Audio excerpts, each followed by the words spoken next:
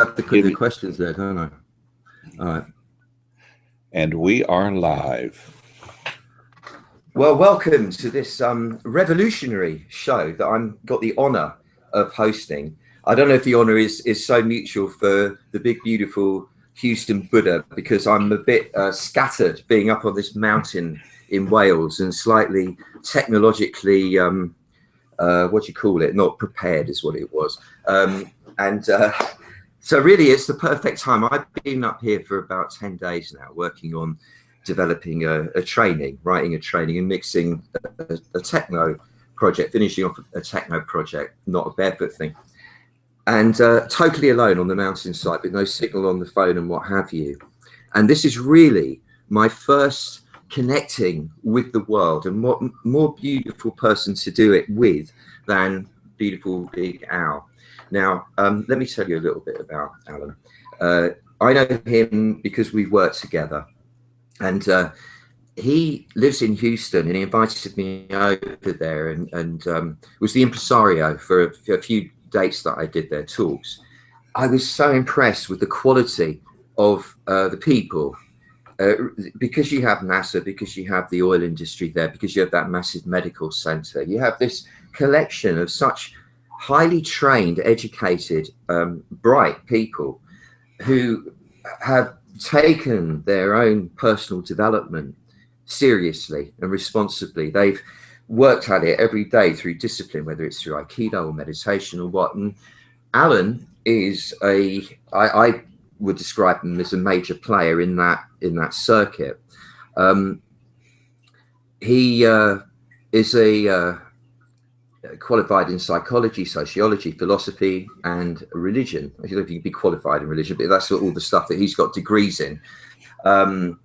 He's an expert. He came through as into the scene as a body worker, but one with an understanding that you can't just work on the body without working on what's going on inside of it, in the psyche and in the soul.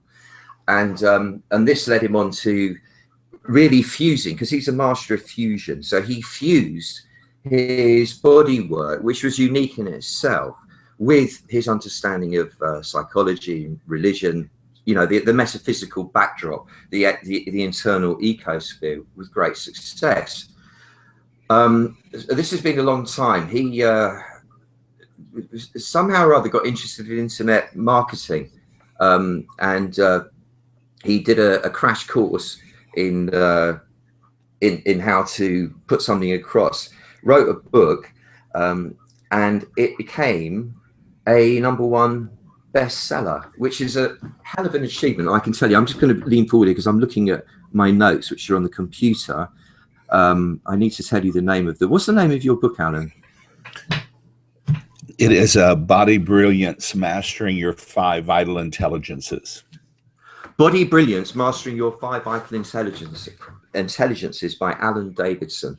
And I mean, it really influenced a lot of people. It sold huge amounts, and that got him involved in getting a message out, and without having to go through the intermediaries of publishers and what have you. He describes himself as the midwife of enlightened tapping meditation. He's been learning meditation, teaching meditation for a couple of decades.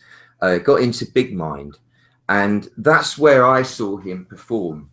He came to London to be involved in the School for Warriors live weekend we did there, and on the Sunday afternoon it was his slot, and I just recall him sitting on what I recall as a plinth at one end of the room, like on a stage, really looking like the Buddha. And he sat there, and he had this kind of movement, and he was doing this movement while he was describing things, to the aspects of the meditation.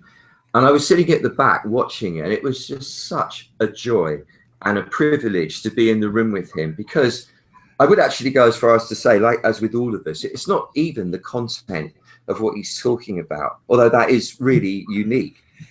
It's his being. He's so kind and lovely, warm, nurturing. I was going to say mothering, and I mean that because we all have the maternal in us.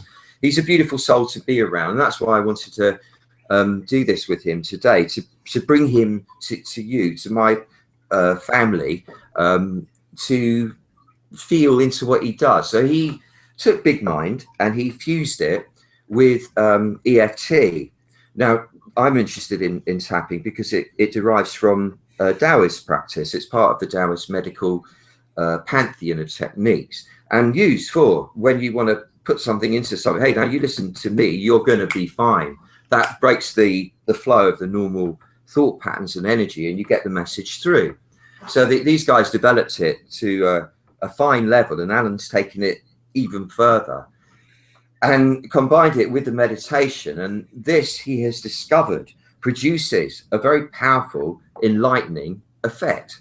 And I'm going to just now start to introduce him into the proceedings here, and going to be looking at the various aspects of what he's doing. Hey man, are you okay there? How are you enjoying this ramshackle event so far? I'm doing fabulous, and I also just want to say what a privilege it is to be with you, Stephen, and your community. And there's already some lovely messages in the chat of people saying hello from San Antonio to all around the world. So yeah. Just want to make sure that they can hear us, and if they're really ready for an evolutionary tapping meditation today. Yeah. Well, I guess until they know what it is, they won't really be able to answer that. Okay, so could I ask you, what do you mean when you say enlightened tapping meditation, a fabulous marriage of East meets West? Well, that's such a delight to be talking to you, Stephen, because you are such an embodiment of the East, and you and I both have such a passion for the mystical traditions from India to China to Japan to Southeast Asia. And we know that there's been written form in the last couple of thousand years, and the mystics have been writing about the enlightenment process. But we know that teaching goes back even farther than that, especially in ancient China. Yeah, I mean, 12,000 years at least, they reckon. Right. So, we just got around to writing it down a few thousand years ago, but there's this huge body of work in the masters that have spent decades and decades sitting in stillness, exploring the mind. And, what I love, Stephen, about this point in time, the World Wide Web has made available not only every corner of the globe and the wisdom that is available. And hold on, I think my sound just went out. There it is. It's back. Yeah. The World Wide Web has made the wisdom of every corner of the planet available to us. Yeah. But also all the history up to this modern point is available. And so not only the Taoist masters and the Hindu masters, yoga, tantric masters, but now we have everything the West and the whole Enlightenment movement in the West in the last 240 years have brought to us. And so we're fortunate we get to stand on the shoulders of giants and to glean the wisdom from the ancient East and the modern West, particularly the great psychologists like Freud and Jung, and the part that they bring to the conversation of understanding the self. And what I love, Stephen, that you and I have in common is that the body is the amazing bridge between the very best of the East and the very best of the West. And there's 7+ billion people on the planet, and we all have a body. We all have this physical instrument that can tune us into our very best enlightened selves. Yeah, like the old song, everybody has a body. Anyway, so I've been on my own quite about 10 days up on this mountain, so you might get some bizarre humor coming out of me. It's just so exciting to have someone to talk to, especially you, darling. What What would you say would be people will be taking away from this fusion of East meets West meditation? What will their gift be? You know, how will they feel at the end?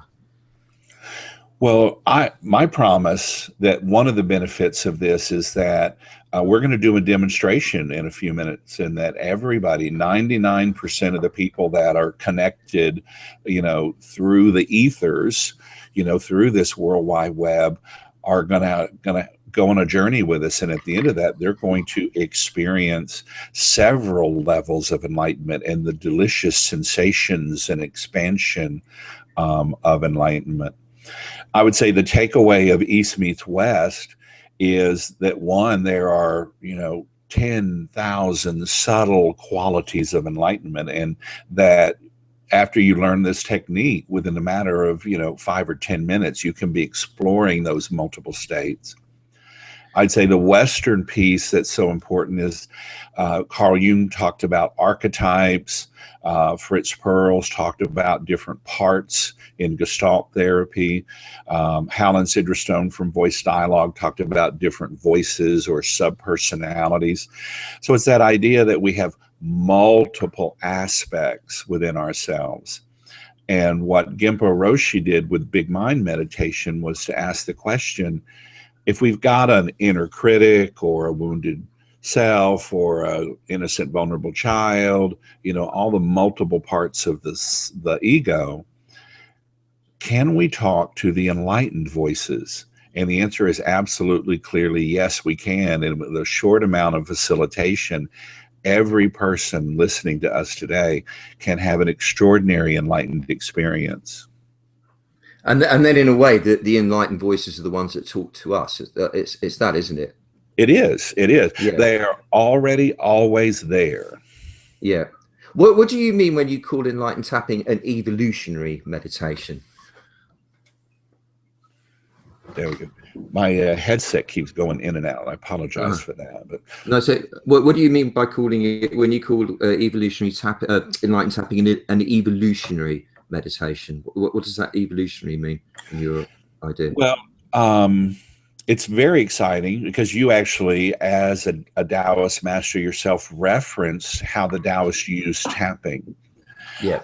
Now, EFT is something that sort of hit the scene in the last 25, 30 years and really exploded as a wonderful technique. And originally it was used to deal with phobias and problems with the mind, trauma that was held in the body, and for healing at that level. And then 4 or 5 years ago, people started shifting from the trauma treatment to, you know, like tapping in affirmations and tapping into some of the positive emotions and imprinting them into the body. And so enlightened tapping meditation is an evolution that we really are now taking the enlightened states of consciousness that once upon a time would come from decades of meditation. Now we can tap them in to our bones and our connective tissues and our nervous system and our energy field simultaneously with the tapping. That's a lovely, what a great notion. What a brilliant idea. Yeah. And there's also, you know, we have the classic understanding of enlightenment, and that is common in, you know, all the traditions of the East. And it was sort of, we've got a personality, an ego that we had to transcend. And the old understanding, we actually had to annihilate it. And then we would be able to shift to this beautiful, impersonal, you know, the Tao, Brahma, Buddha mind, which was very vast and spacious and impersonal. And about 200 years ago, in different traditions, the Kabbalah, in Zen, Aurobindo in India, started writing about the next level of enlightenment, where we actually transcend and include and integrate not only that amazing impersonal aspect of the Tao, but then those parts of our body and our psyche that we had transcended, and bring them back full circuit in the healing process. You used beautiful imagery, I've always thought, and I've heard you say Something really lovely you once said: the rainbow was in the butterfly before the caterpillar was born. What do you mean Mhm. by that? Could you explain that? Not sure. Well, I love the metaphor of the butterfly because there's the caterpillar that then goes and creates the cocoon and then emerges as this extraordinarily beautiful insect with a rainbow of colors. And the parallel to that is we as human beings were born into uh, a human body with a family with particular rules and laws, and then there's a society that has educational systems, political systems, cultural systems, and we're basically told who we have to be to survive and succeed in our family and our culture. And I equate that to somebody writing our biography for us. And as we mature and as we grow, we begin to realize that those rules are actually pretty painful and constricting. And I want to live by my own rules. I want to write my own autobiography. So, following the caterpillar to butterfly, we move into that cocoon space of wrestling with the old programming of who we're told we should be versus who our soul is longing to become. And we begin to move from an external authority of who we should be to that internal authority of who we want to be. And we claim our own power and our right and what our soul is longing for. And it's the muscle of claiming our own inner spiritual authority that gives us the strength to break out of the cocoon and emerge as a unique human being with a soul purpose, aligned body, heart, mind, spirit, all of our chakras radiant from infrared to ultraviolet. And that's our destiny. That's our soul print, our soul purpose. And so I love that metaphor of the butterfly claiming its own spiritual authority. And I think every human being that's listening to this call between us, Stephen, hears that call quite clearly. And they're still wrestling with that. How do I claim my own inner authority? Mm. Yeah, like I said, you use beautiful imagery. Take me away. And when I listen to you, I can really see how people get it when they listen to you, because you just make it accessible by the way you explain it, which is the art of a great teacher.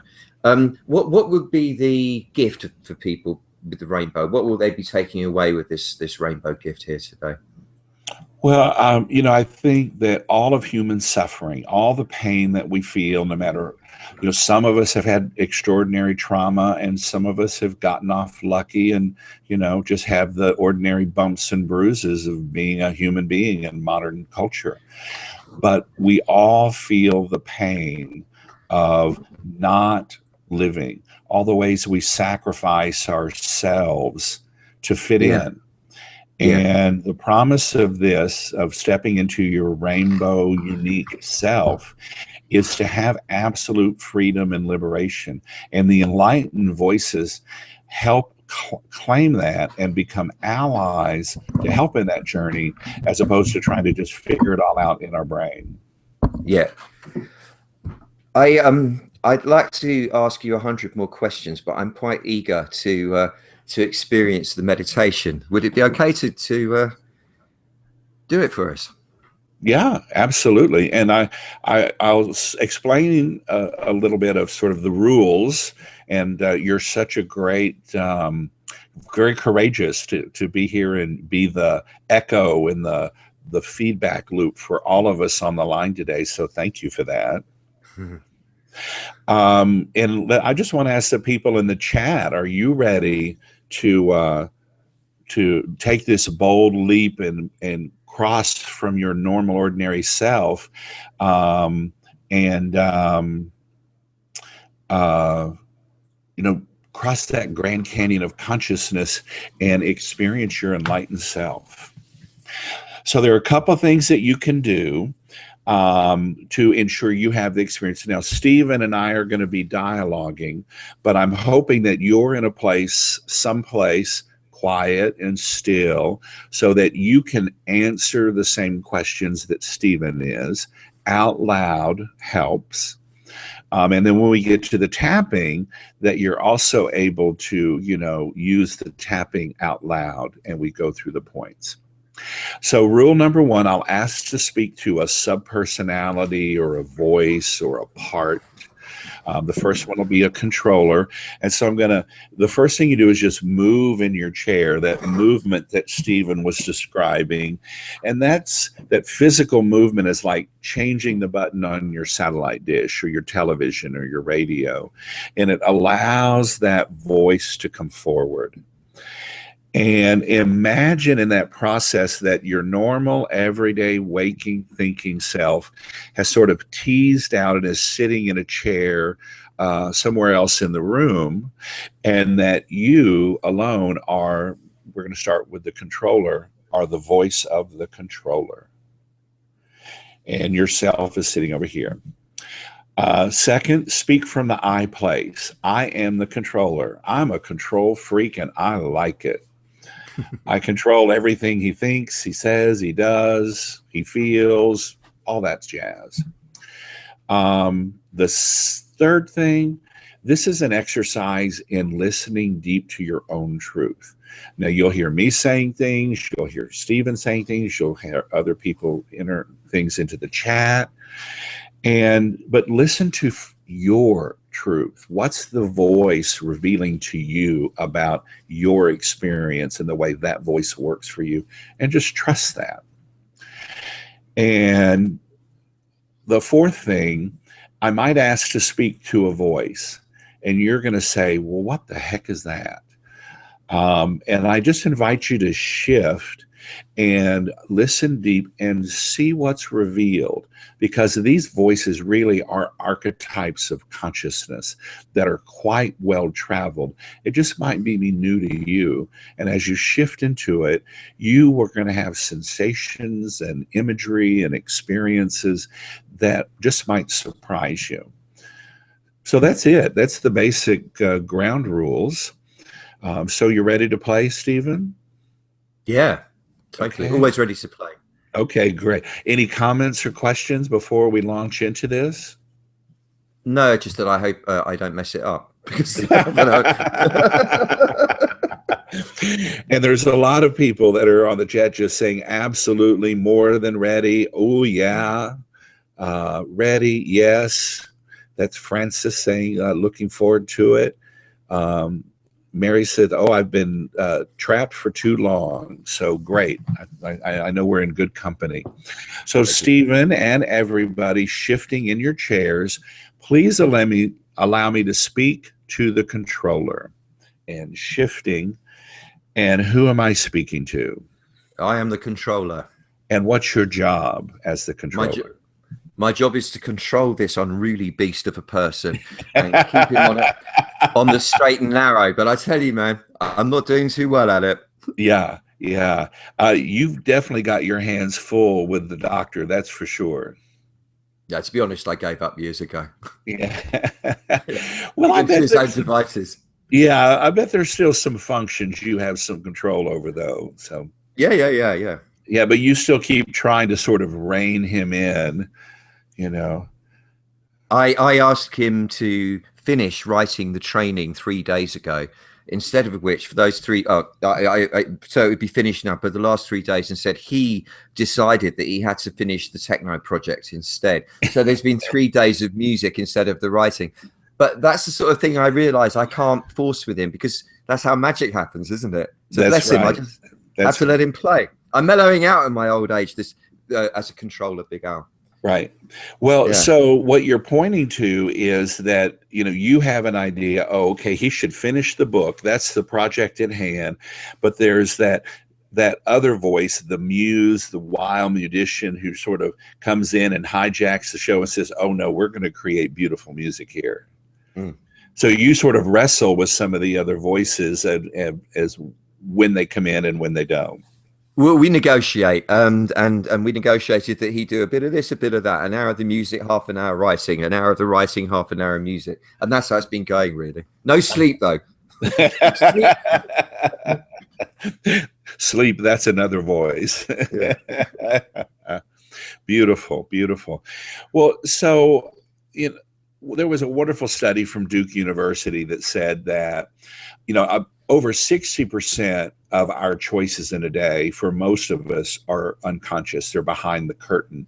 And you as the controller actually have control over quite a few of those, like all the different sensations that flow through the nervous system in a second. You sort of determine which ones you pull out and have him notice. Mm, mm. You have a sense of that. I am the super consciousness, aren't I? The super consciousness. At one level, yeah, but you still are in control of sort of the ego and the psyche and that separate personality. Mm. So there is definitely a super conscious quality to you, and we're going to get to that a little later, I promise.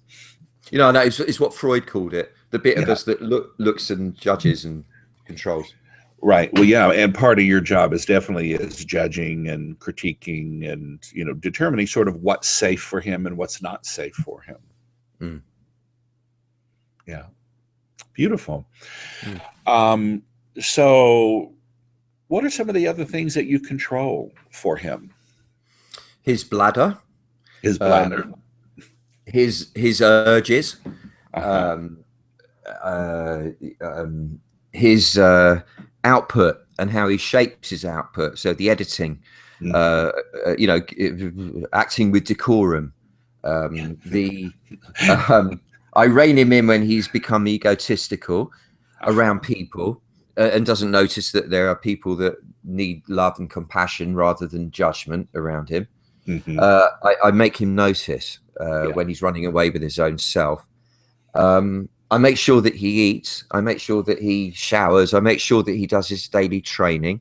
And I make sure that he kind of keeps up to date with all the admin aspects of life. And I also make sure that he doesn't overdo it too much and doesn't get carried away with, you know, the supposed importance of projects, because they're only projects after all. You know, that sort of thing. Yeah, that sort of thing.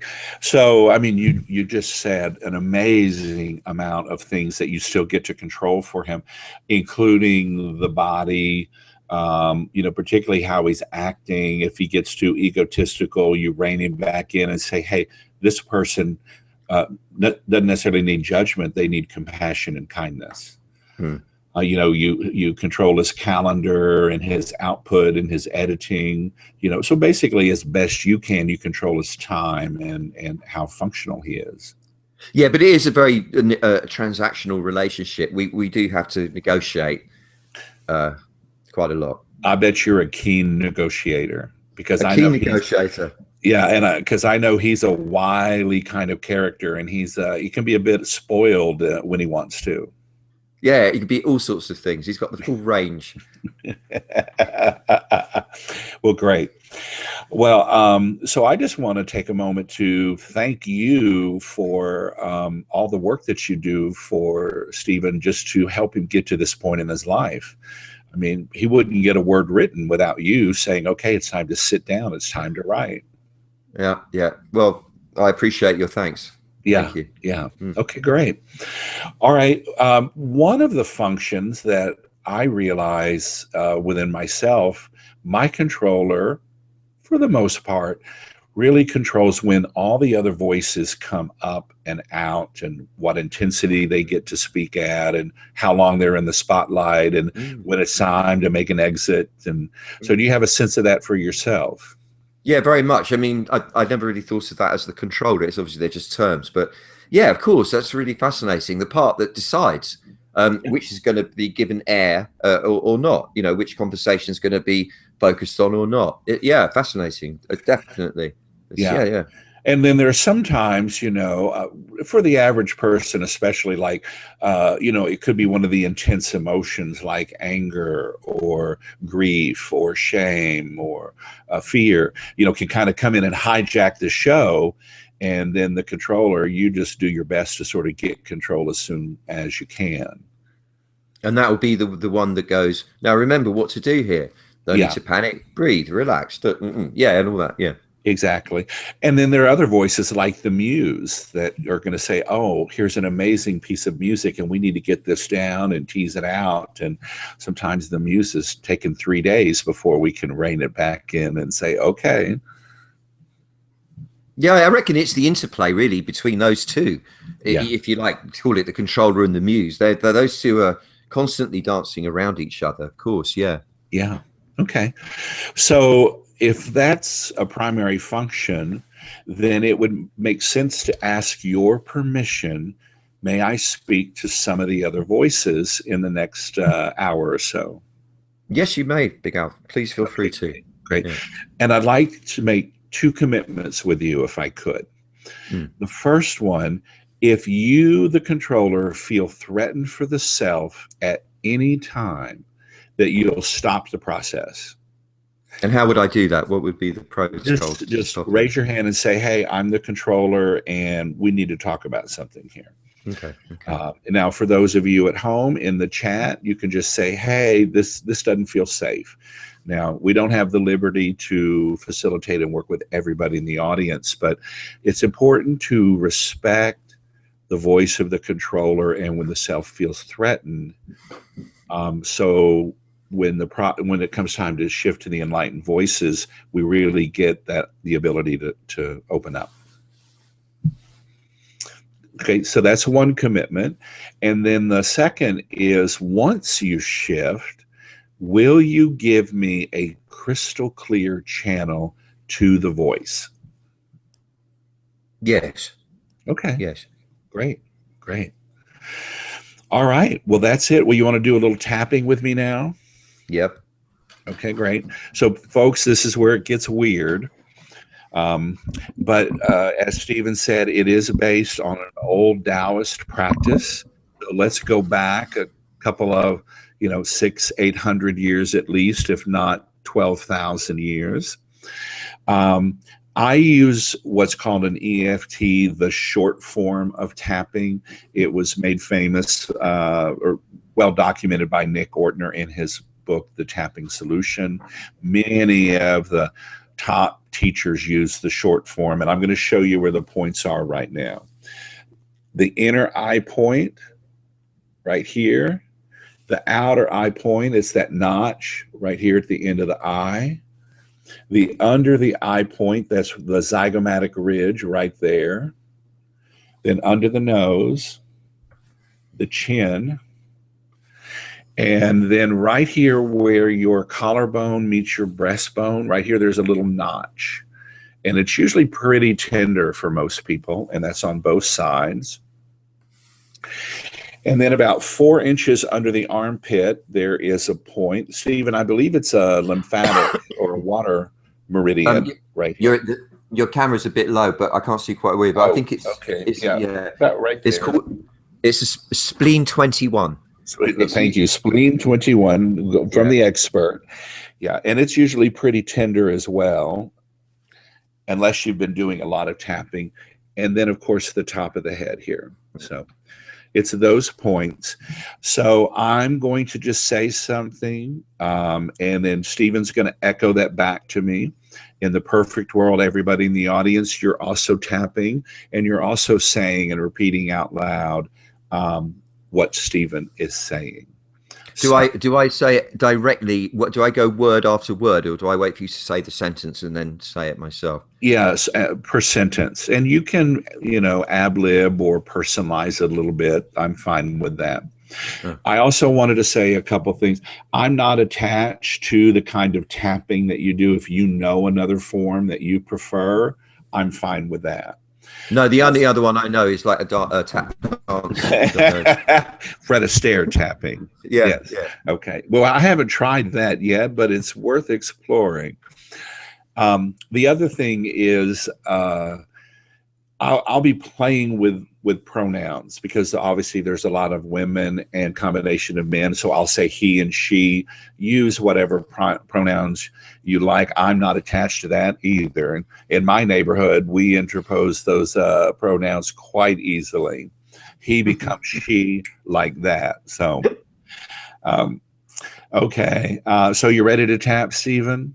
I'm ready to tap, baby. Okay, great. All right. Now I use, this is actually from a Taoist healer that was witnessed in 1970. There was an earthquake in China.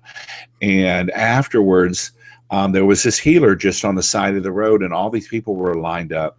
And he was using a tapping on each side of the head.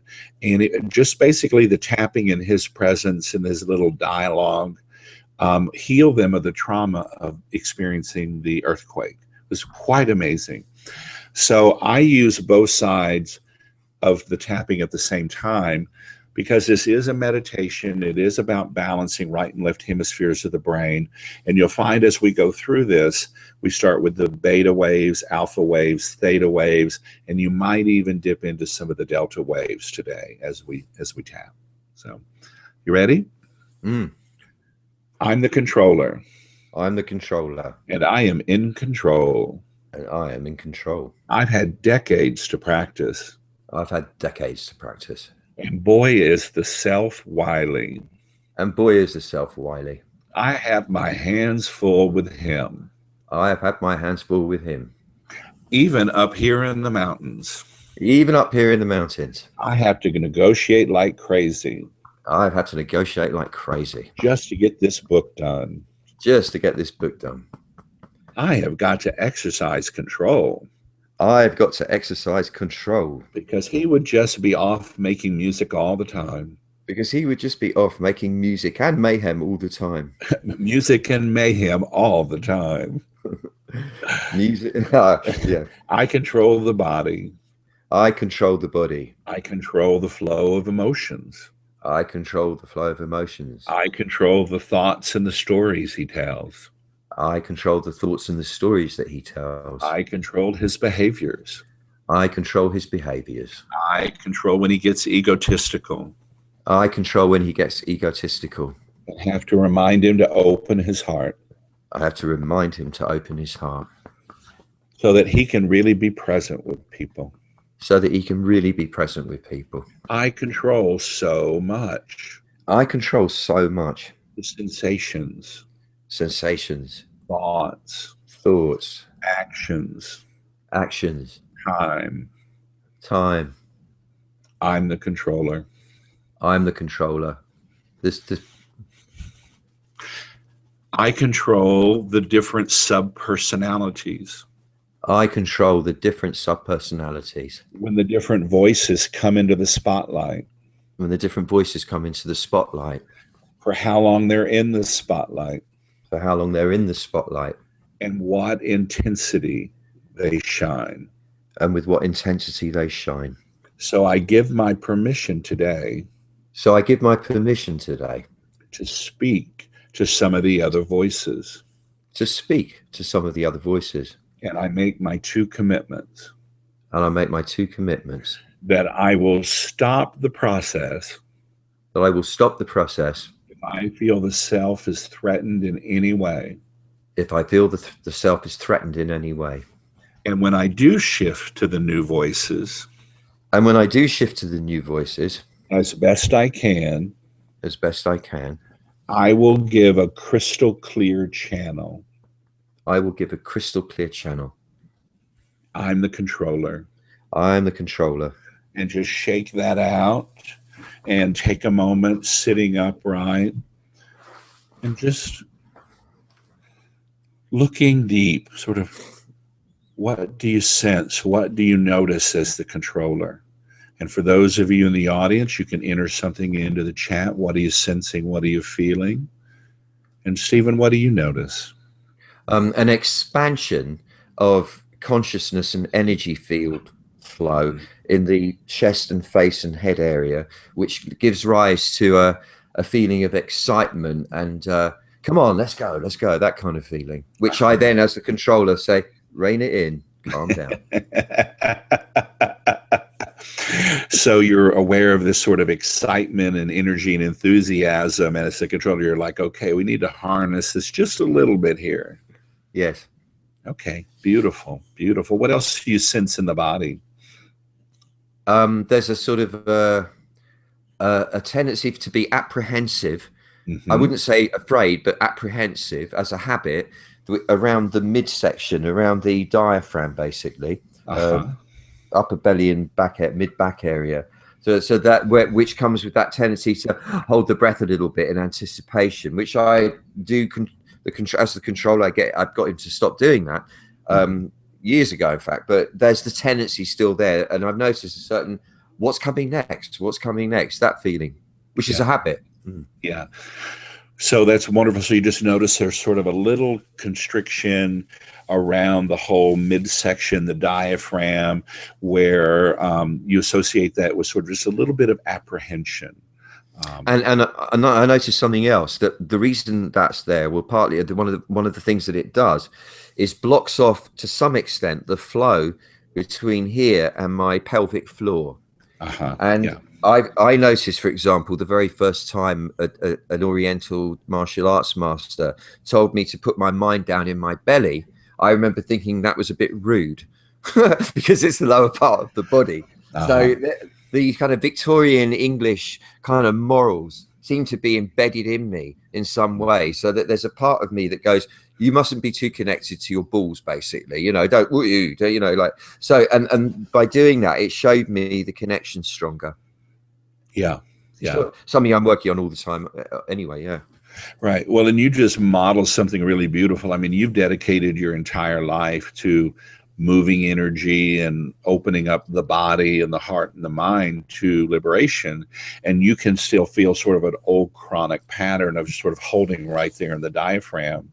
And it's just a reminder that there's always more. There's always more. Always. There's always more. Yeah. Yeah. And the Beautiful. significance of that, the pelvic area, is that I can feel, of course, that's where the power comes from to do everything. Yeah, that's where my source of it. So I must connect to that to Mhm. be, yeah. Beautiful. Well, just a couple things from people in the chat. Joe says he's energized. Caroline says something about bad habits. Actually, if you hold that question in a moment, I will address that, I promise. Sarah is tingling energy all over. Jane feels I feel more in control, aware of my control. Malkit says energy. Denny says chilled. Mary, more space. Solid. Jane says solid, grounded, heart open, excited. Sass says an energy rising up the upper part of the body. And there's still more things coming in on the chat. So thank you. So I think we're on target here, Stephen. Good. You ready to shift to another voice? I'm at your service, sir. Okay, great. And I would say that's the service of the Tao. It is. Yes. All right. Please allow me to speak to the voice of desire. Oh, yeah. And, and everyone shifting in your chairs, and let me speak to desire. Well, hello. I am actually the professor of desire. I think you're pretty sophisticated. Yes, quite a master. So, what are the things you desire? For everything to continue being as utterly beautiful as it is now, really, that's it. And to keep growing in its magnificence and drawing in all the people who need to be in my orbit to compound the beautiful experience of being me. Yeah, yeah. Okay, And great. that's it.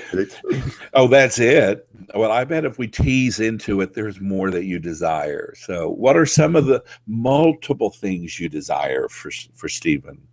I desire that this techno project is going to open up a beautiful adventure of creating a new event that I want to do, really mostly in America, in fact, and go touring around a sort of an alternative dance event for people who don't want to be up all night necessarily, just something a bit different.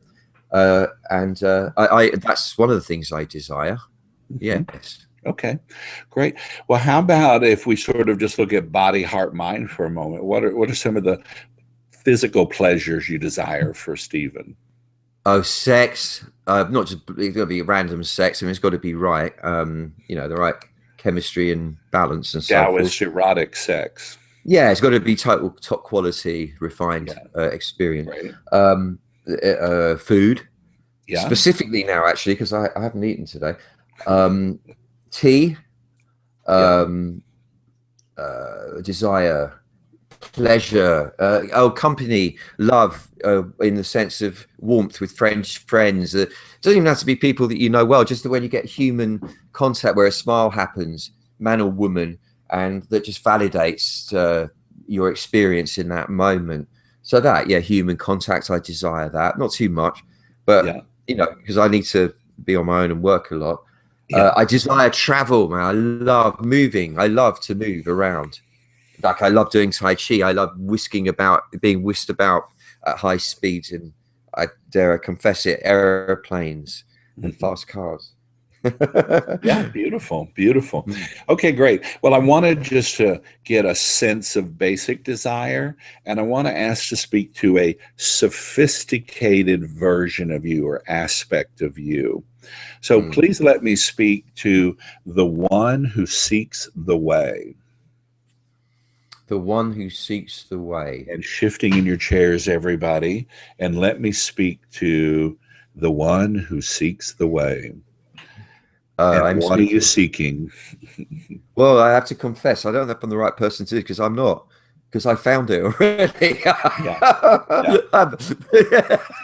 yeah, Therefore, my job now is to ensure that this wild man continues in that vein by doing his training every day and so on and so forth. mhm, Um, but yeah, I have actually. That's my thing, isn't it? That's my yeah. thing. Get me? Yeah. Right.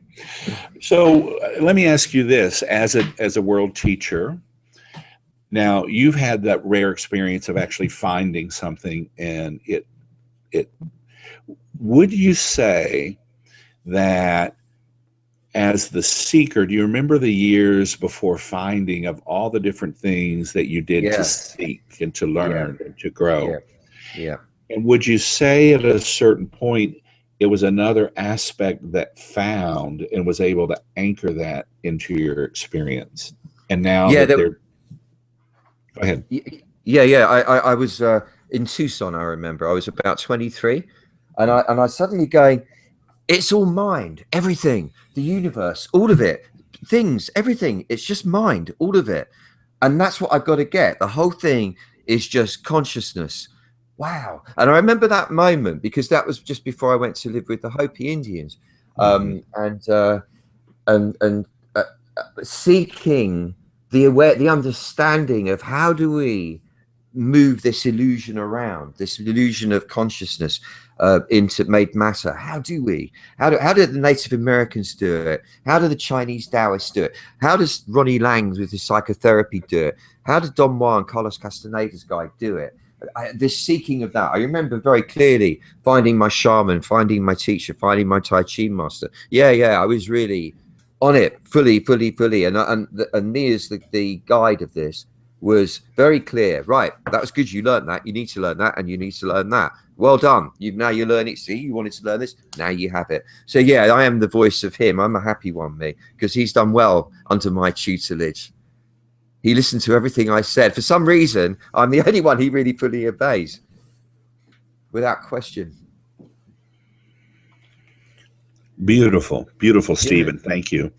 Hmm. I did lose my sound a little bit through that, um, but just it's that seeking quality, and it's like, okay, we have that flash of insight. Oh, it's all mind, it's all consciousness, and then it's like we still have to train the separate self of, oh, how do I take that flash of insight and live it 24/7? One of the biggest revelations I gave him was one afternoon deep meditation, speaking directly to the very kind of source of everything. What's the message? What's the reason we're here? I said. And it said to me, and at the time was the most profound thing I'd ever heard. The reason you're here is to enjoy it. Can you Yeah, remember that? Can you yeah, do it? I repeated it. The reason I'm here is to enjoy it. It was like a big deal to me in my early 30s to get that. Wow. So that's what I'm here for, is to enjoy it. And it took probably about another 15 years or so before I actually was actually really enjoying it. Interesting, yeah, isn't it? yeah. Yeah. So one of the interesting things about this voice is, if you look at all the avenues that we can study and learn and grow about spirituality and the spiritual life and enlightenment and meditation, it's so easy for the seeking mind to get stuck in seeking, seeking, seeking, and also miss those opportunities of finding, finding, finding. So we get trapped in the mind and going around and around and around in the mind and not actually find that open space. So, you're a little different because you've been on the path since you were in elementary school, and you've dedicated your entire life to living these principles. For most of us, sort of in India, they say we were on the householder's path. We were, in families and working, and we have a curiosity and interest and even passion for, but we haven't been able to dedicate our lives 24/7 to it. So there's that seeking mind, but that's the distinction I want to make for the audience is it's so easy to get stuck in the seeking. And so I want to introduce you to a voice in a few minutes that lets us break through of seeking and actually relax into the experience of it. Okay, you ready to do a little tapping? Yes. Okay, and if you don't mind, I'm actually going to use some of the things I've heard from many people over the years about that do get stuck in the seeking. So if you'll just mind echoing that for the audience, that might be true for them. So yeah. Okay, great. Okay, Stephen, here we are tapping. I am the voice of desire. I am the voice of desire. And a more mature aspect, the one who seeks the way. And a more mature aspect, the one who seeks the way. I have desires for the body.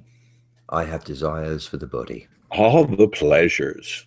Of the pleasures. Ecstatic sex. Ecstatic sex. Delicious food.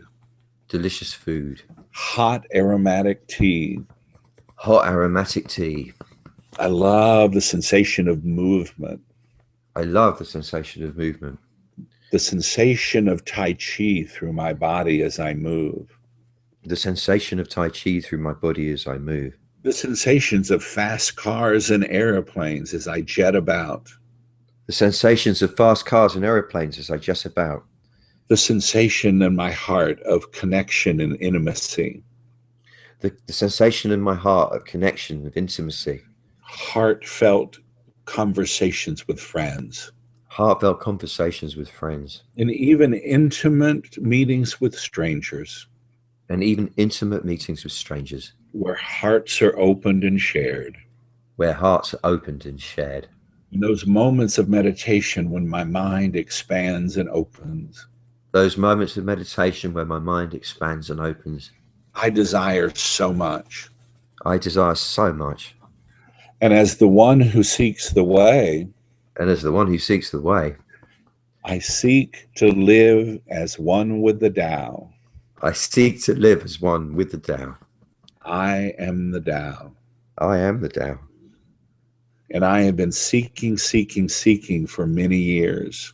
And I have been seeking, seeking, seeking for many years. Reading many books. Reading many books. Studying courses.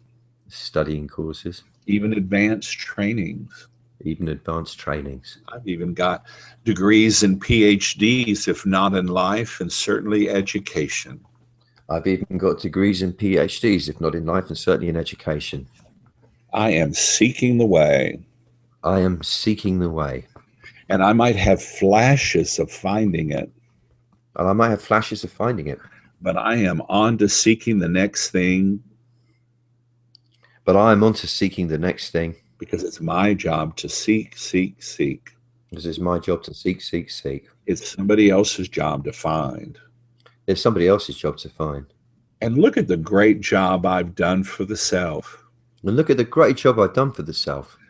The extraordinary adventures he's had. The extraordinary adventures he's had. Look at the amazing people she's met. All the amazing people he has met. I deliver a big bang for the self. I deliver a big bang for the self. A lot of people think the self is cool because of all that I've done. A lot of people think the self is cool for all that I've done. I am really special. I am really special. Because I am seeking the great way. Because I am seeking the great way. And just take a breath and shake that out.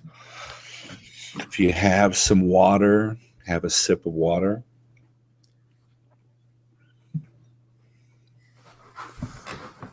I've got to remove this pop-up that's come up to obscure your face in the middle of that. It's quite irritating. Yeah.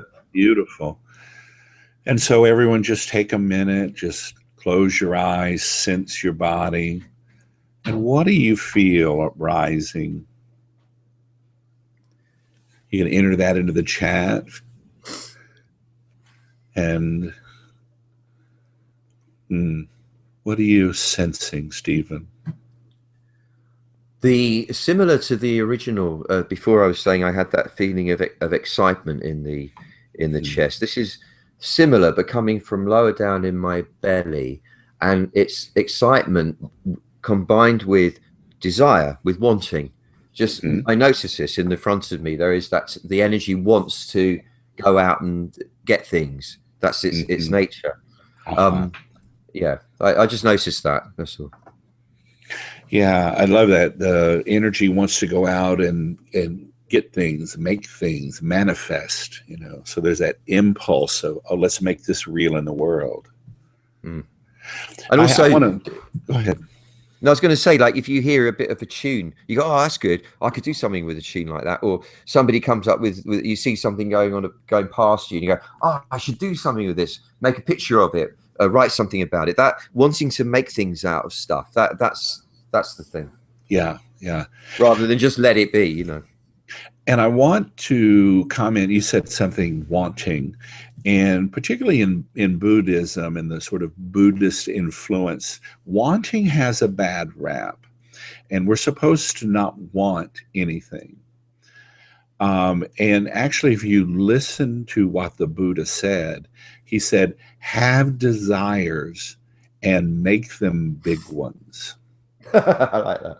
Yeah. So I just wanted to sort of insert that because, you know, wanting, it's like, oh, okay, what am I wanting? Is it in service to the separate self or is it in service to the Tao? You know, so. All right, let's see what Sue is talking about widening. She's sensing an openness. Inga says your words do not fully fit. That's perfectly fine. Marcia, tingling in the fingers, power, love. Richard is energy from the core, chakras flowing up to the crown with a desire to expand. Teresa says content. Julia says, I'm amazing. I'm awesome. Lucinda, happiness for being seen. Beautiful. Sass is fire with peace. Beautiful. There's many, many other comments. So thank you. So, Stephen, are you ready to take the bold leap for our audience? Yes. And let's jump across that Grand Canyon of consciousness. Let me speak to the stillness of the Tao and shifting. And actually, we're going to do a little tapping here first. So tapping with me. I am the stillness of the Tao. I am the stillness of the Tao. I am exquisite stillness. I am exquisite stillness. I am the nothingness that gives birth to nothingness. I am the nothingness that gives birth to nothingness. I am infinite emptiness. I am infinite emptiness.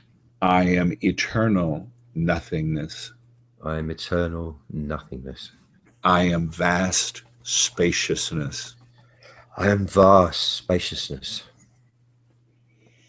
I am beyond the beyond. I am beyond the beyond. I am beyond Alpha and Omega. I am beyond Alpha and Omega. I am beyond all beginnings. I am beyond all beginnings. And all endings. And all endings. I am beyond all birth. I am beyond all birth and all death. and all death. I am beyond all borders and boundaries. I am beyond all borders and boundaries.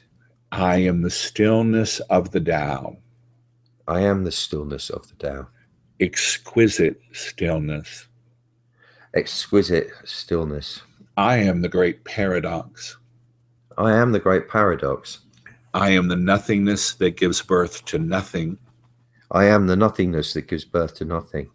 And I am the nothingness that gives birth to all things. And I am the nothingness that gives birth to all things. All things arise within me. All things arise within me. Universes. Universes. Galaxies. Galaxies. Solar systems. Solar systems. Stars. Stars. Worlds. Worlds. Bodies. Bodies. And beings. And beings. As the great Tao. As the great Tao. I watch as all things arise. I watch as all things arise. And I watch as all things dissolve back into me. And I watch as all things dissolve back into me. Bodies. Bodies. Civilizations. Civilizations. Worlds. Worlds. Universes. Universes. All arising. All arising. All falling. All falling. I am the field of pure potentiality. I am the field of pure potentiality. I am stillness. I am stillness. I am the stillness at the heart of chaos. I am the stillness at the heart of chaos. I am the stillness at the heart of all movement. I am the stillness at the heart of all movement. I am the stillness of the Tao. I am the stillness of the Tao. And take a breath and just shake that out, sitting upright. And everyone, just allowing the high vibration of this voice and the sacred words of this voice to resonate through your entire being.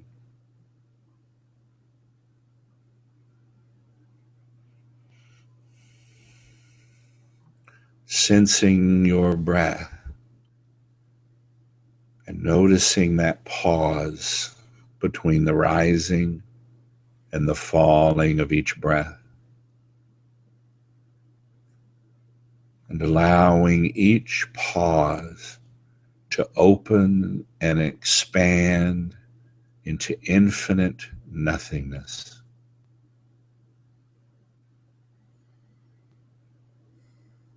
Moving beyond any border or boundary in your awareness. And sensing yourself into infinity,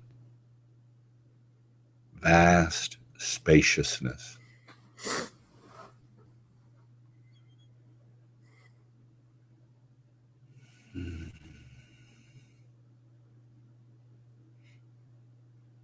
Let's just take a moment and be in the stillness of the Tao.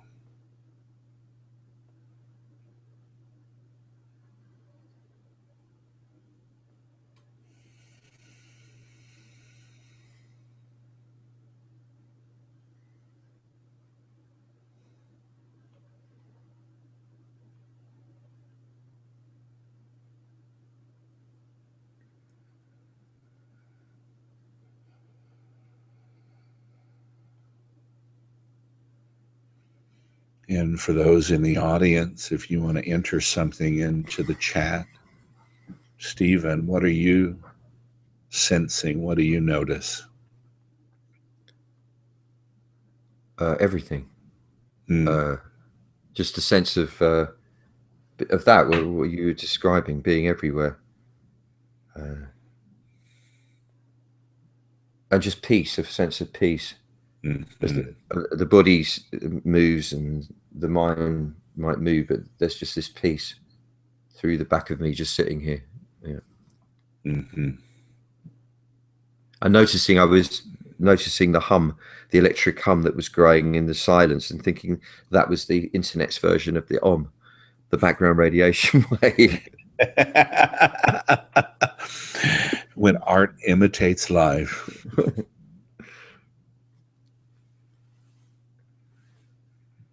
Let's see. Let's see. Julia says warmth and swirling energy rising up in her chest. Mary says she feels quite lost. Can you enter into the chat what you mean by that a little more? Sue Patterson says, yes, openness. Malkit, beautiful sensations. Tara says, I feel like I've met my sacred lover. Sa says, no thing, avoid. Richard, blissful existence. Sarah says, peace. Teresa, exquisite, heart-opening love for all that is. Peace and joy, peace, infinity, stillness. I am being. I am home, heaven, delicious and exquisite serenity. Francis, an energy coming up from the Dantian. Lots and lots of people are really entering in the chat. So I think we made the leap, Stephen. Fabulous. Yeah, I thought so. All right. If we were in a retreat, we would take the time to really sit in this beautiful experience of the Tao. But we're in a demonstration of 90 minutes here. So you ready to speak to another voice? I am, but I just have to point out that that really did get me into a meditative state where I don't actually, certainly in your presence and the presence of everyone here, I didn't feel any desire to do anything other than just continue being silent. So it's powerful, this stuff. You're powerful, and this is powerful in a lovely way. Well, thank you, Steve, and there's more to come. So everybody, that's the stillness, awareness, presence quality is sort of a yang quality of the Tao. And so now let me speak to a yin quality. Let me speak to the unconditional love of the Divine Mother. And shifting in your chairs. And let's all tap together. I am unconditional love. I am unconditional love. I am the Divine Mother. I am the Divine Mother. And it's my unconditional love. And it's my unconditional love that permeates all the created universes. That permeates all the creative universes. And it's my love song, the great Om. And it's my love song, the great Om. That sings all of creation into being. That sings all of creation into being. I give birth to all things. I give birth to all things. I am the nothingness that gives birth to nothingness. I am the nothingness that gives birth to nothingness. And all the universe is my body. And all the universe is my body. I give birth to the 5 elements. I give birth to the 5 elements. Earth. Earth. Water. Water. Fire. Fire. Air. Air. Ether. Ether. I give birth to time and space. I give birth to time and space. I give birth to present, past, and future. I give birth to present, past, and future. I give birth to the 10 directions. I give birth to the 10 directions. Heaven and earth. Heaven and earth. The 4 cardinal points. 4 cardinal points. And all directions in between. And all directions in between. I am the precipitation of energy into reality. I am the precipitation of energy into reality. And all of reality is infused with my love. And all of reality is infused with my love. I love all of my creation equally. I love all of my creation equally. Unconditionally. Unconditionally. No matter where they are in the spectrum of consciousness.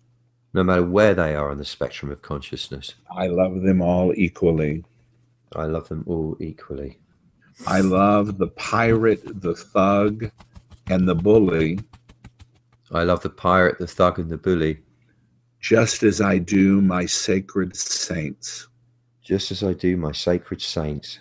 It is through my unconditional love It is through my unconditional love that all consciousness comes to wholeness.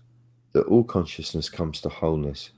It is through my loving presence, It's through my loving presence, the luminous light of my being, the luminous light of my being, that the separation, the illusion of separation is made whole, that the illusion of separation is made whole, and that all suffering is healed.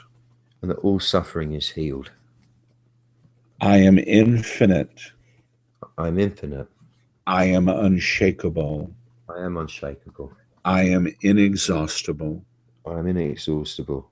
I hold all the suffering in the universe in my heart. I hold all the suffering in the universe in my heart. And respond with compassionate action. And respond with compassion and action. Holding it in stillness and love. Holding it in stillness and love. Unconditionally. Unconditionally. I am the divine feminine. I am the divine feminine. The divine mother. The divine mother. All of life is luminous with my light and my love. All of life is luminous with my light and my love. My heart is the heart of all the universes. My heart is the heart of all the universes. My heart is the heart of every conscious being. My heart is the heart of every conscious being. And it flows with unconditional love. It flows with unconditional love. I am the divine mother. I am the divine mother. And take a breath and shake that out, sitting upright and just letting the high vibration of this voice and the sacred words of this voice resonate through your entire being. And letting your heart open.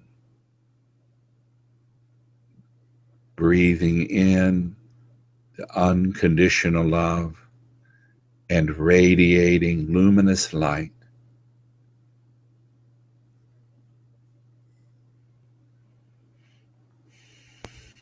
And just taking a moment of loving stillness.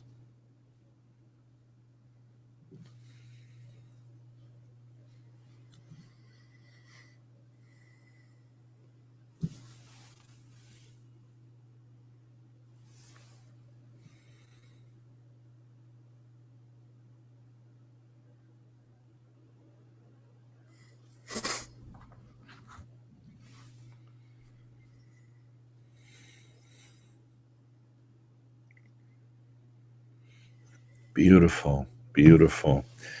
If you'd like in the audience to enter something into the chat, Stephen, what are you sensing? What are you feeling?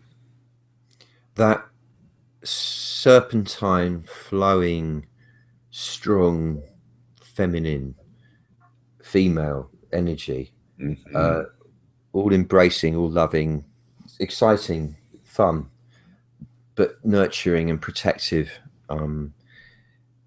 That is really at the root of all experience, and instead of the caustic, abrasive energy that we generate really ourselves and pass on to others inadvertently, unnecessarily, which is just surface habit. This is what's underneath really. We come back to this. This is what I feel. We come back to this, and it is all fine. Everything's beautiful. This is what's there. The mama, the big mama. Yeah. Can you sense that sort of infinite quality of the big mama? You know, always. Yeah. The big mama is my life. Yeah. Can you sense that sort of unshakable, indestructible, inexhaustible quality of the mother? Yeah, that's the serpentine energy, the bit that's like the dragon that flows. It never stops. It's not like a solid thing. It's moving, undulating. Yeah. I love that. So when we look to the suffering in the world, it's great to have this voice as an ally to help us be present with so much pain that we see in the everyday world. Yeah, and being the mama, if you are the mama, the way you see it is just your children being bad or a bit naughty or a bit silly, but you don't hate them or cast them out. You want to redeem them, you know. That's the thing, isn't it? Well, and we can offer that same unconditional acceptance to ourselves, those voices that have been wounded and or are acting out immaturely, to be present with those parts of our own selves. So, let's see what we have. Monica says, "You are loved beyond belief." Julia, I feel great love and a gentle smile. Malkit, really beautiful and peaceful in stillness. Thank you. Teresa says, the sacral area, the pelvic bowl swirling with warming energy, creative. Julia sitting, she just sitting huge and naked like Mother Earth. I am Mother. Beautiful. Jill embracing the world. Bar, open-hearted, connected, loving, and loved unconditionally, trusting. Jane is empowered, gentle, and free. Denny says, feel huge and all is well. And many, many more comments in the chat. Thank you so much.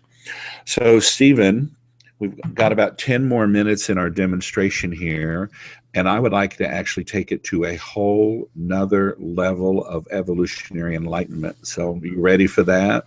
I'm ready for that. Okay. So, if you imagine, we've been talking to some voices of the separate self, the controller, desire, the one who seeks the way. We cross that Grand Canyon of consciousness and talk to the stillness of the Tao and the Divine Mother. And now I want you to imagine those are the base of a pyramid. And now we're going to actually go to the peak of the pyramid, the apex of consciousness that transcends and integrates and includes the separate self and the enlightened impersonal self. And so please let me speak to the rainbow unique self. And everyone shifting in your chairs. And who am I speaking to? The rainbow unique self, sir. So tapping with me, I am the rainbow unique self. I am the rainbow unique self. I transcend, include, and integrate. I transcend, include, and integrate all aspects of consciousness. All aspects of consciousness. I transcend, include, and integrate. I transcend, include, integrate the 10,000 voices of the separate self. The 10,000 voices of the separate selves. The controller. The controller. The wounded self. The wounded self. The protector. The protector. The golden innocent child. The golden innocent child. The voice of desire and the one who seeks the way. The voice of desire and the one who seeks the way.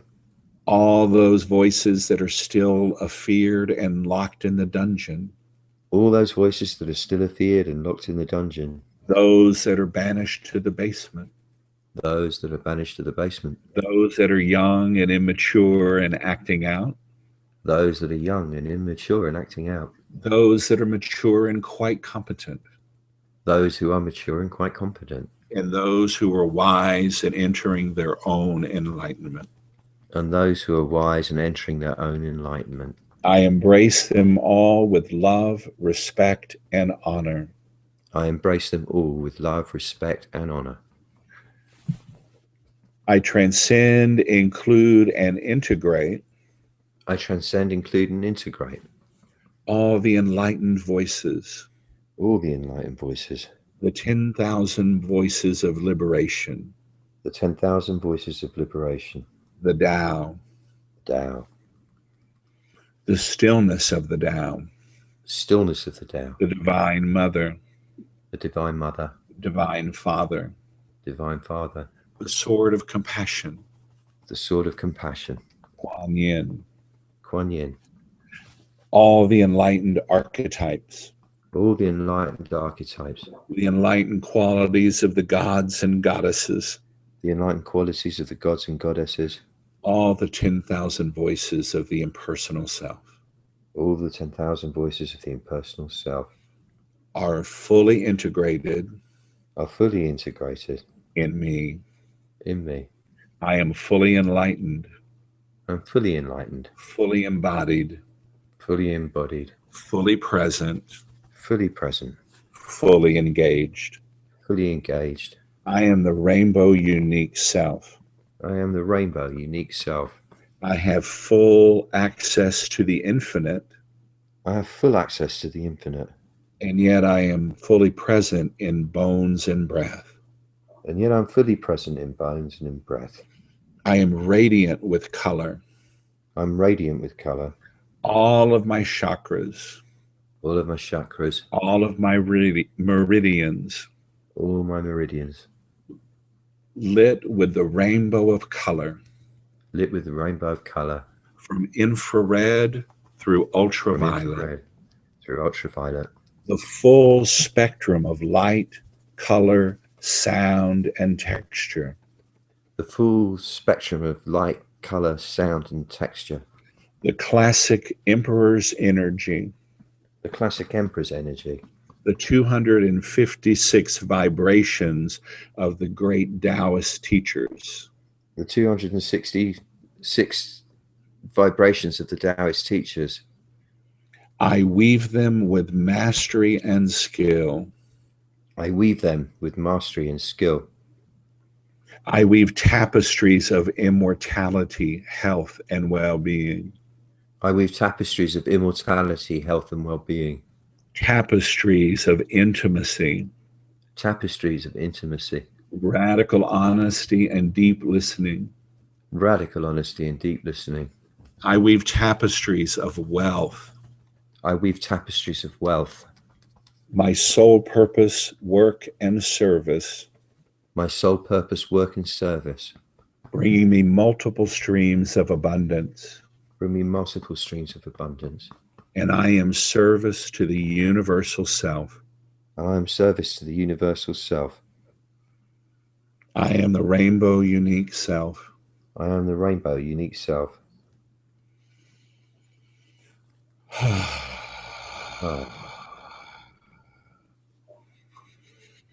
As I evolve and grow, as I evolve and grow, the universe evolves and grows. The universe evolves and grows. I am the unique self. I am the unique self. A splendid butterfly. A splendid butterfly. An angel of creation. An angel of creation. My wings luminous with light. My wings luminous with light. That permeates bone, breath, and gesture. That permeates bone, breath, and gesture. I am the unique self. I am the unique self. And take a breath and shake that out.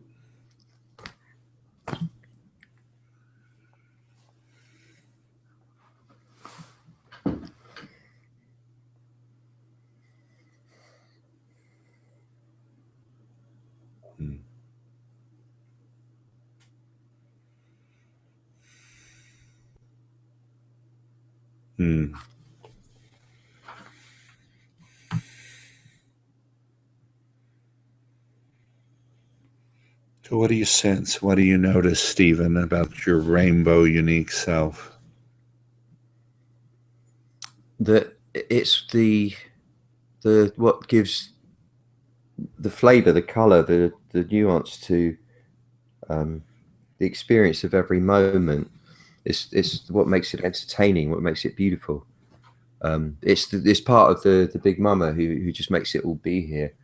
This is what makes it fun. It's the rainbow makes it fun. That's how I'm feeling it. My rainbow self, the cohesion of all creates enjoyment. I'm feeling really fully connected with everything through the continuum, particularly with you, you beautiful man, and with everybody from the family. You're sitting around on the internet all over the place. Feel connected to everybody. Bless you all. Yeah. Well, one of the qualities of the rainbow self is definitely the trickster and the magician and the jester. Yeah. So the cosmic jester. So. Yeah. Yeah. I laughed when you said butterfly because I had this idea for like a superhero, a gay superhero called Butterfly Man, who would kind of queen everyone to death, you know. Queen everyone to enlightenment. Or enlightenment, yeah. Well, it's funny in Mexico, one of the slang names for gay is mariposa, which is a butterfly. Yeah. So, let's see. Someone said, I hope there's a recording. Yes, absolutely. You'll get it in a couple of hours. Richard's The Cosmic Observer. Lucinda says, God, I hate to leave. I hope there's a recording. Yes. Sarah says, thank you, Dr. Stephen and Alan. Incredible enlightenment. My rainbow is bright, life, love. From Sarah in Houston. Hey, Sarah, that's where I be. I have wings. I feel happy. Let's see. Anne says she's pissed off because she's always in the same place of hopelessness. So that, Anne, what I want to say about some of these really, really chronic voices and emotions is they're actually developed as a defense and a protection. All of the voices of the separate self are ways that we defend our vulnerable and innocent selves. And all of our complexes, our defenses, our defense mechanisms, they're simply doing their best to keep us selves. And so that voice of hopelessness that you feel trapped in is a defense mechanism. And my experience, usually with a little facilitation and just a little bit of trust and just a little bit of willingness, you can shift out of that, and the voice of stillness at the Tao, the Divine Mother, can become allies to really help you stay safe and happy, and yet deal with the challenges that arise in your life and the people in your life. Stephen, you want to comment on that in any way? Yeah. Just it occurred to me before actually that we all expect instant results when we do some sort of intercession or intervention into the flow, like we just did. And yes, you have the immediate feeling of more relaxed or whatever it is. Definitely, I've got an altered state from it. But really, I've found for sure it takes about 24 hours at least before the subconscious has had time to process what you've done. So I would say it was it Anne, I don't remember that you give it 24 hours and notice where you feel how you feel tomorrow, because I think you'll probably notice something shifted if you let it. This stuff is very powerful. That it moved me and so beautiful. Your way. I love your I love your way. You put that little in your emails, but I really love your way. It's so kind and warm. I love you, man. I love you. Beautiful Buddha. Thank you, Stephen. Well, and Anne, I just want to say to you and everyone, you'll get the replay link for this. So, come back later, come back tomorrow, go through the sequence again, and just see if something shifts. And there is a little willingness for the controller to come through.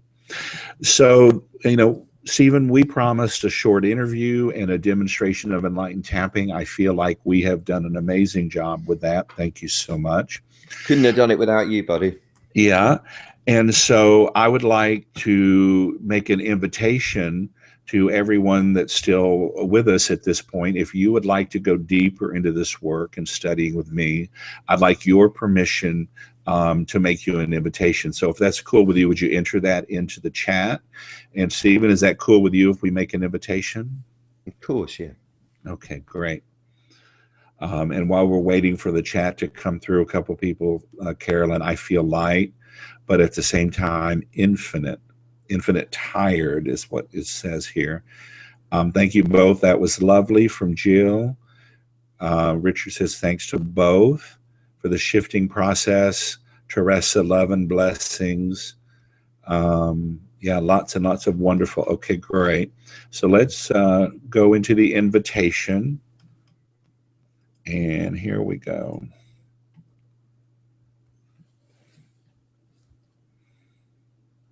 And it's taking a minute to catch up here. Inga says, I'm intrigued to find this unraveling within. It's different and right up my alley. And she'll definitely be revisiting. So thanks. Yes. People saying yes, they're ready for the invitation. So you can see that, Stephen? Yeah. Okay, great.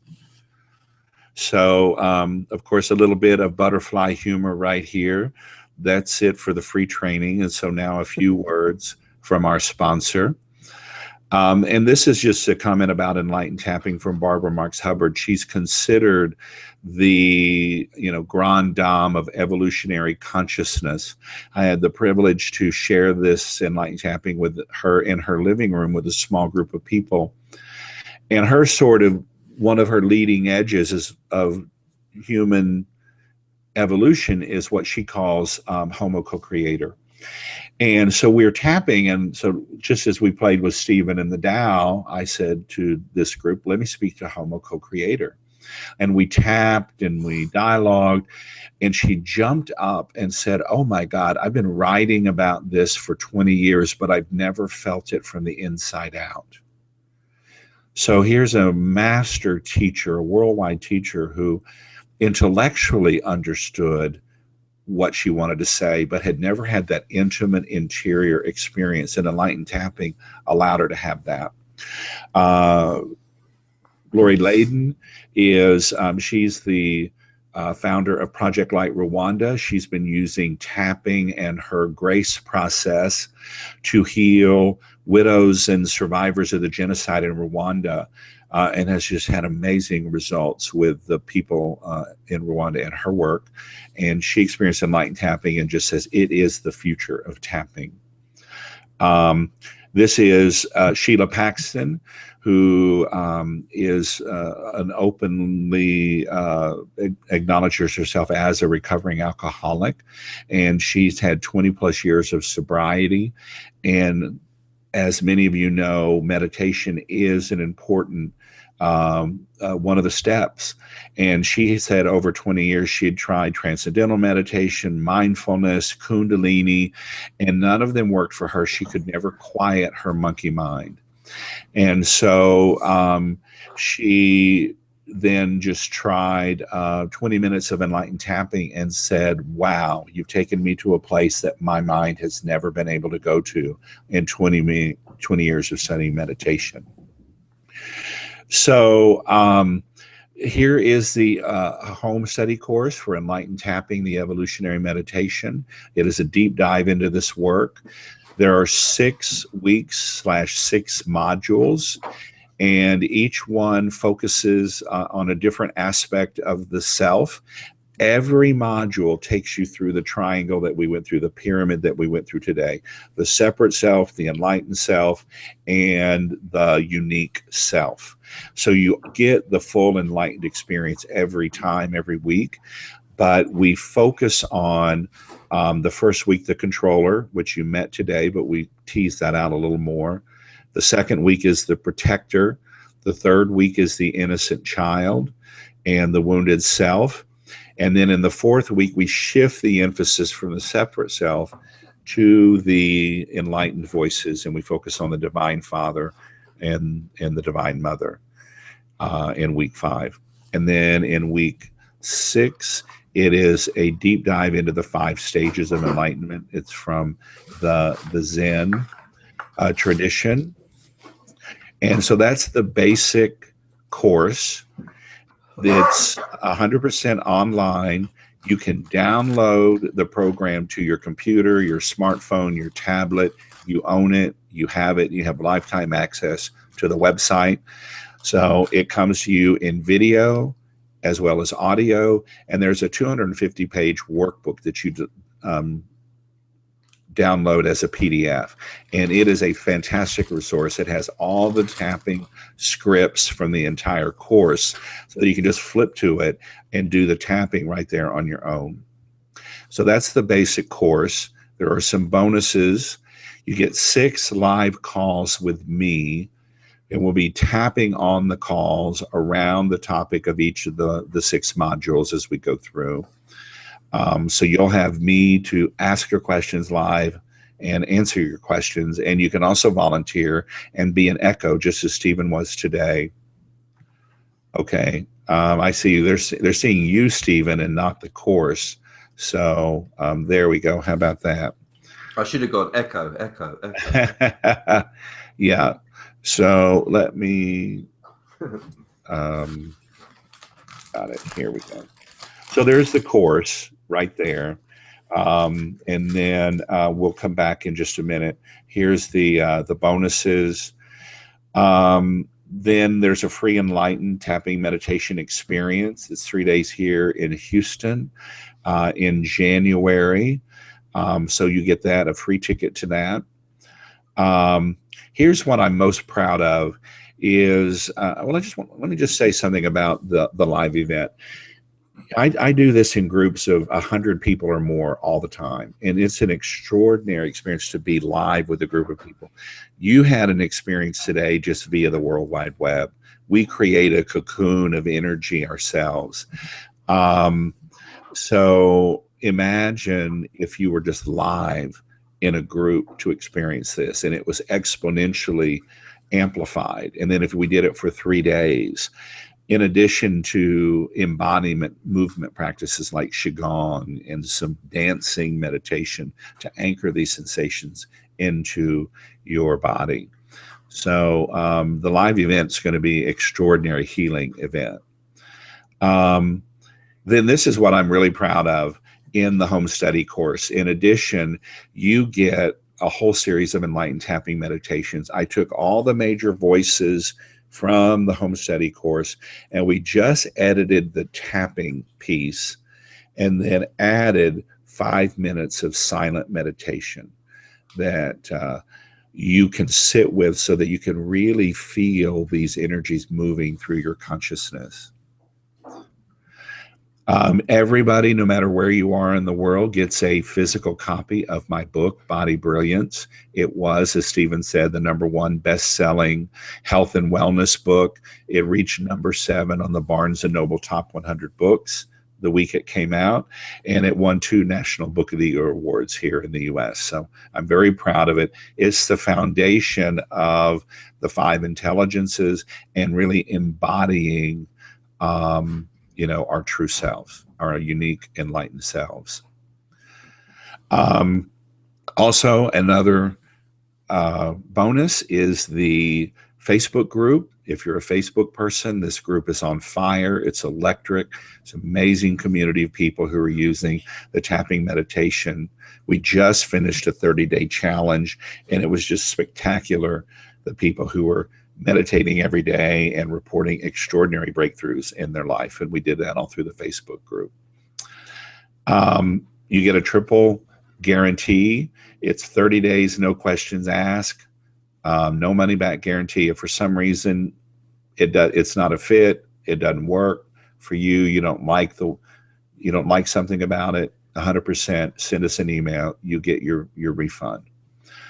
The second is I promise you a full enlightened experience or your money back. If you don't have a non-dual, full-on Satori Nirvana experience with a home study course, I'll refund your money. And the third guarantee is I will work with you personally on the bonus calls or at the live event, or if even that doesn't work, I'll get one-on-one on the phone with you and facilitate you as best I can to give you an experience. So that's the total package, the home study course, the bonuses, and let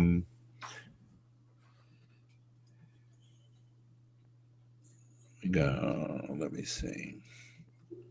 That's $197 for the home study course for today, and being one of students' great students. Thank you very much. One of Stephen's great students. Yeah, I'm trying to multitask here and not very well. So you should have just seen pop up below your chat is a graphic of the Enlightened Tapping Home Study course with a link that will take you right to check out. If not, you can also use this URL that will allow you to to go to the course, and I'll empty that myself.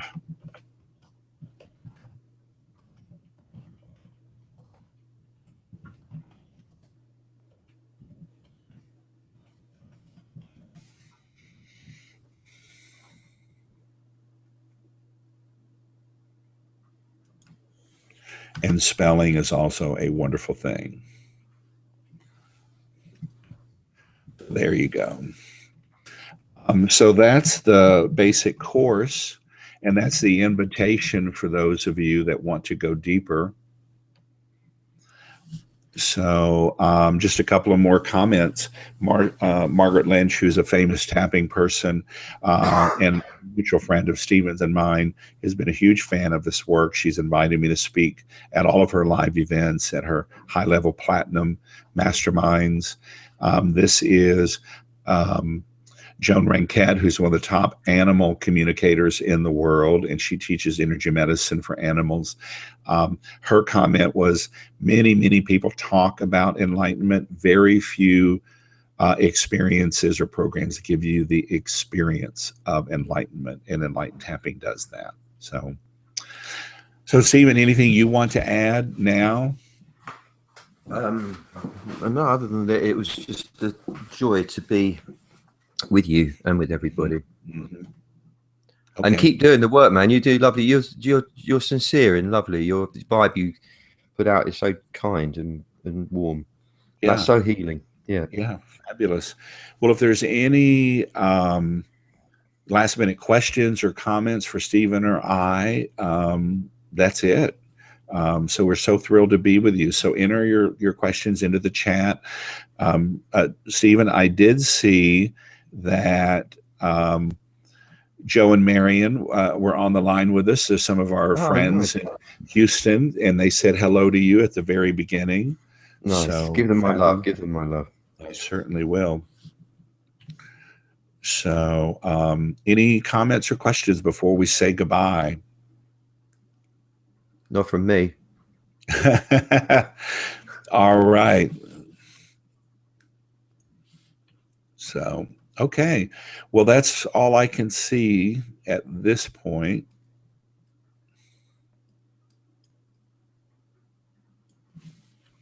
Let me just make sure we go all the way up here. So, just a couple of people saying thank you, Alan and Stephen. Much clearer, expanded energy. There's the link that just came through. Thank you both very much from the bottom of my heart. Lovely, lovely. And I think that's it, Stephen. So I just want to say a privilege and pleasure to be with you. And thank you so much. Yeah, you too. You too. What a lovely way to spend 106 minutes. We've covered a lot of territory in 106 minutes. So yeah, we crossed the ravine. Fabulous. All right. Well, thank you so much, kind sir. Thank you for everybody for your attention. You've been here with almost a couple hours with us, so we really appreciate it. And Stephen, bless you. Much love. Until we dance in person again. Yes. Bless you. Bye.